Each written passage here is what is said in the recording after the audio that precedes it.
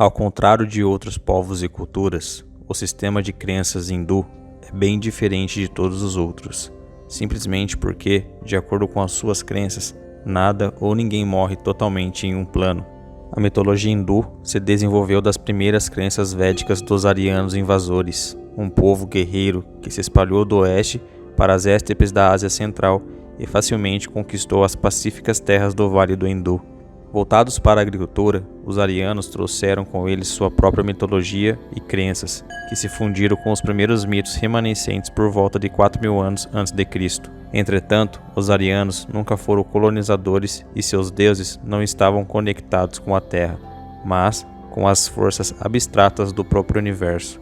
O Rig Veda era uma coleção de hinos ou poemas que foram concluídos por volta de 1.000 anos antes de Cristo e são a principal fonte da mitologia védica que foi proeminente até o surgimento do hinduísmo e da mitologia hindu. No final do período védico, por volta de 900 a 550 anos antes de Cristo, as bases da cultura e religião hindu estavam evoluindo e a busca por um Deus supremo começou. Esse período ficou conhecido por muitos como Brahmani, que progrediu de uma confusa hierarquia de deuses védicos e refletiu o desejo por um panteão simples e mais estruturado. Havia um sentimento de que o novo deus Brahma seria um candidato adequado. Quando a ele se juntaram Vishnu e Shiva, uma doutrina mais estruturada evoluiu como um ciclo interminável de criação e destruição. Os épicos hindus foram escritos para criar ideais morais para os seguidores aspirarem. Essas epopeias foram escritas em sânscrito e, em sua essência, descreviam o poder dos deuses hindus em versos poéticos. Os mais populares desses épicos poéticos são o Ramayana e o Mahabharata. O Ramayana é uma narração da história de Rama. Ele narra a vida de Rama desde o seu nascimento no reino de Ayodhya até sua vitória decisiva sobre o seu inimigo do mal, Ravana. O épico fala muito sobre a virtude da verdadeira fraternidade, amor e a natureza do sacrifício que se deve fazer para derrotar o mal. O Mahabharata é o mais longo épico já escrito e oferece uma visão aprofundada da ascensão do hinduísmo entre 400 a.C. e 200 d.C. Toda sua narração tem 7 vezes a duração da Ilíada e da Odisseia combinadas. Além de sua narração da luta entre os Kauravas e os Pandavas, também detalha o Bhagavad Gita. Do começo ao fim, ele descreve a grande batalha que colocou irmão contra irmão. Com o tempo, o Bhagavad Gita passou a se tornar a síntese da escritura sagrada do hinduísmo. Além disso, a mitologia hindu afirma claramente que todos os seres vivos passam por um ciclo contínuo de criação e destruição, o Maha Yuga. Este ciclo se repete em 4 épocas e yugas diferentes. A primeira dessas yugas é a Satya Yuga, que abrange um período de 1.728.000 anos. E de acordo com os escritos sagrados, o Satya Yuga é a idade de ouro, da verdade e da iluminação. Nessa época, as pessoas atingem o estado de espírito ideal e suas ações sempre são racionais e virtuosas. Os hindus adoram vários deuses, e esses deuses e deusas geralmente pertencem a um certo panteão de divindades. Mencionando certas linhas das escrituras sagradas hindus, muitos acreditam que existe cerca de 330 milhões de deuses na mitologia hindu. Cada um desses deuses e deusas simbolizam um certo aspecto da vida. Como, por exemplo, a deusa Saraswati é a fonte de todo o conhecimento e sabedoria. O deus Brahma é o criador da realidade como a conhecemos. A trindade divina de Brahma, Vishnu e Shiva é vista como a base de toda a mitologia hindu. No entanto, os Vedas afirmam claramente que existem apenas 33 divindades principais. A transição para 300 milhões de deuses ocorreu durante uma tentativa de refletir a natureza infinita do universo. Apesar desse grande número de deuses e deusas, os hindus são principalmente devotos a um único Deus.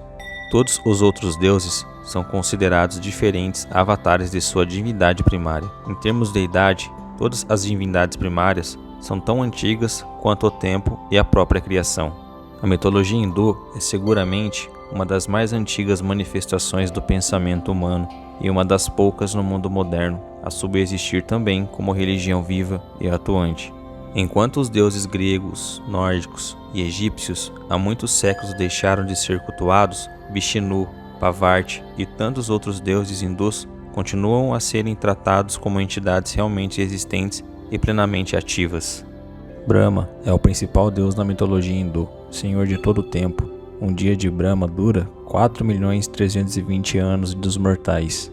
Sua vida é um ciclo de 157.680 anos e é uma roda do tempo eternamente em movimento. E ouve tudo o que acontece, pois ele é tudo o que acontece, em todo lugar e ao mesmo tempo. Brahma vive no Monte Meru, na ponta do céu, milhares de quilômetros acima do mundo mortal. Como ele é tudo o que existe, não precisa deixar o céu e passa a maior parte de seu tempo meditando, o que mantém o universo vivo.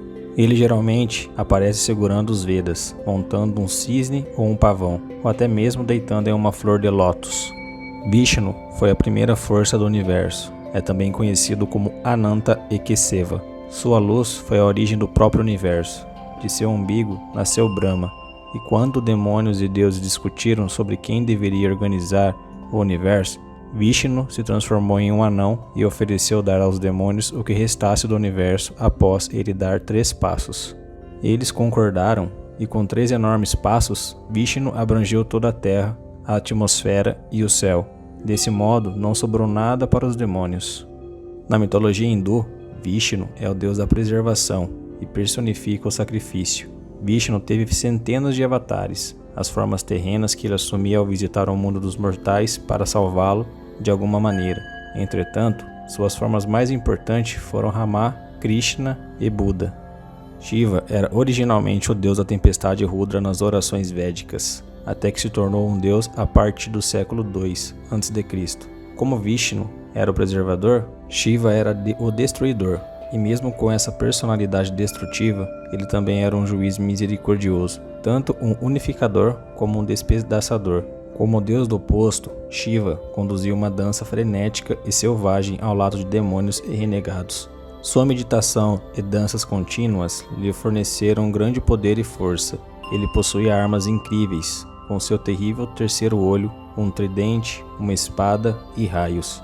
A cada ciclo do universo, Shiva abre seu terceiro olho e dança, destruindo tudo à sua vista, incluindo o próprio universo, até que a criação tenha início novamente. Às vezes conhecida como a grande deusa, incorporando todos os outros deuses, Devi também era esposa de Shiva. Muito provavelmente, ela pode ter antecedido a celestial tríade de Brahma, Shiva e Vishnu. Como esposa de Shiva, ela era Sati, a personificação da virtude, e posteriormente a reencarnação de Sati, como Parvati. Assumia também outros papéis sombrios, como a deusa da guerra Durga e Kali, outro aspecto de Durga, como a personificação do horror e da morte. Como Durga, Devi tinha o poder de cosmos ao seu lado e personificava a energia guerreira, sendo mais assustadora do que qualquer outro deus. Ela surgiu como uma reunião de deuses em um poderoso exército para livrar o universo dos demônios. Ela não apenas destruiu o demônio, Rei Durga, nome que depois pegou para si em seu papel como Devi. Como seguiu em frente e destruiu o gigantesco demônio Mahisha com o relâmpago de Agni, o raio de Indra, o tridente de Shiva e o disco de Vishnu, o metamorfo Mahisha finalmente se transformou em um gigante e Durga o esfaqueou até a morte. Há muitas lendas de Durga matando demônios, e ela geralmente é representada como uma guerreira sorridente com centenas de braços, montada em um tigre para simbolizar o seu poder. É retratada como uma guerreira rainha em um trono de lótus, repousando com a sua serpente sagrada. Filho de Shiva e Parvati, Ganesha é o deus da solução de problemas e da sorte. Com a cabeça de elefante, barriga saliente, pernas grossas e apenas uma presa, Ganesha é um deus doméstico e popular, e suas estátuas ainda podem ser encontradas em santuários, em encruzilhadas e nas residências. Ganesha também era conhecido como deus da literatura. Quando o sábio Vyasa estava escrevendo o poema épico Mahabharata, ele empregou Ganesha para ajudá-lo, e até usou uma de suas presas como caneta para escrever cada palavra. Garuda tem corpo e membros de um homem, e cabeça, asas, garras e bico de águia. Seu rosto é branco, as asas vermelhas, e o corpo é tão dourado que ele foi confundido com Agni, o deus do fogo, ao nascer de um ovo. O pássaro-rei podia voar mais rápido que o vento, e voava pelo mundo devorando todo o mal. Ele odiava particularmente as serpentes, devido à tragédia que aconteceu com sua mãe, Vinata, uma das filhas de Daksha. Vinata fez uma aposta com Kandru, mãe de todas as serpentes, sobre a cor de um cavalo. Quem quer que perdesse, seria aprisionado no mundo inferior. Infelizmente, Vinata perdeu a aposta e foi aprisionada no mundo inferior. Tara, provavelmente no começo, era Devi, a grande deusa, ou Parvati. Seu papel na mitologia hindu era o de bela esposa de Brihaspati, o professor ou guru dos deuses. Tara era cobiçada por Soma, o deus da lua, e foi raptada por ele. Isso criou uma guerra entre demônios e deuses. Finalmente, Brahma convenceu Soma a devolver Tara a Brihaspati, mas, ao encontrá-la grávida, ele se recusou a tê-la de volta. Quando a criança nasceu, era tão bonita que ele a reivindicou para si próprio. Soma acreditava que era seu filho, também. Para resolver a disputa, Brahma deu Tara a Brihaspati, e a criança tornou-se o pai de todas as dinastias lunares futuras, criando assim harmonia entre os deuses e os corpos celestiais. Como em outras mitologias, a mitologia hindu também é cheia de mitos de criação, porém, o mais conhecido, que é encontrado em vários textos sagrados, conta que no começo não havia nada. Toda a existência estava submersa nas águas não manifestadas do grande dilúvio, o Mahapralaya. Vishnu, a consciência cósmica, estava deitado na serpente Ananta, que estava flutuando nessas águas. Perdido em um sono profundo, Vishnu sonhou com a criação. Com essa ação, um lótus brotou em seu umbigo. O caule cresceu mais e mais, até que o lótus floresceu, e sentado no lótus estava Brahma. Brahma abriu os olhos e ficou perplexo ao se encontrar ali sozinho, no meio do nada. Ele tentou descobrir de onde vinha o lótus, mas não parecia ter um ponto de partida. Só então ele ouviu uma voz que pedia a ele para que criasse todo o universo. Brahma estava confuso. Ele pensou em muitas formas e formatos diferentes que poderiam criar, pois havia recebido uma tela em branco e uma enorme responsabilidade. Finalmente, depois de muito pensar, ele assim criou seus 4 filhos, Kumara Risis, Sanaka e Sanatan, e pediu a eles para ajudá-lo na enorme tarefa da criação. Mas, como as crianças costumam fazer, os filhos de Brahma tinham ideias próprias. Eles queriam fazer suas próprias coisas. Então, em vez de ficarem presos ao trabalho da criação, eles desistiram do mundo e foram em busca da salvação. Acabou irritando Brahma, o que fez com que ele enrugasse toda a sua testa. Deste ponto, entre a sobrancelha, um 5º filho nasceu. Brahma o chamou de Rudra. Brahma então pediu a Rudra, que nasceu sob a sombra da raiva de seu pai e, portanto, cheio de medo do mundo, que morasse em todas as coisas, o céu, o ar, a água, o sol e a lua. Brahma criou então mais 10 filhos de seu corpo: Angira, Atri, Brigu, Daksha, Kratu, Marishi, Narad, Pulastya, Pulaha e Vashista. Da boca de Brahma nasceu sua filha Saraswati. Vendo a bela e sábia Saraswati, Brahma esqueceu que ela era sua filha e começou a persegui-la. Isso irritou Saraswati, tanto que ela se levantou e foi embora. Brahma voltou a si e percebeu que seria sua loucura. Ele estava tão envergonhado e cheio de remorso que dissolveu do nada. Tendo atrapalhado a primeira tentativa de criação, Brahma decidiu tentar novamente, fazendo certo dessa vez. Então, ele primeiro criou o corpo brilhante para si mesmo e então o dividiu em 2. E dessa divisão nasceu o primeiro homem chamado Manu e a primeira mulher chamada Satrupa. Eles se casaram e tiveram 2 filhos, Priyavarta e Utampad, e 3 filhas, a Akaoti, Devaoti e Prasuti.